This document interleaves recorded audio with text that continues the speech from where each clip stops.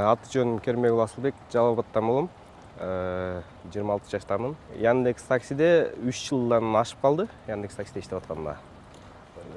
10 декабрь күнү Калга-Киева Чокморовдон заказ түшкөн мага. Барып ошол двордо күтүп отурсам, эки эжеке, анан бир байке чыкты. Келинчеги менен. Анан ошол жерден экинчи роддом указать этип коюптур, быточка. Машинага отурган атат да, анан келиңиз эжеке деп сиденьяны жылдырып эшикти ачып отургузуп атканда, мен больницага жетпей калдым окшойт деп калды. Анан биринчи жолу болуп аткандан түшүнбөй калдык эчтекени. Түшүнбөй. Анан машинага отурганда эле мен больницага жетпей калдым. Ушул жактан болуп калды окшойт деп жанында бир эжеке бар болчу, ошол жардам берип машинадан төрөлдү да бала. Биринчи мен түшүнбөй башкача болдум. Башкача болуп, баланын астына отургузуп, жанына карап кетип, бала 2-3 жолу ыйлады. Анан мүмкүн болушунча эртерээк жеткирген аракет кылдык да, экинчи роддомго.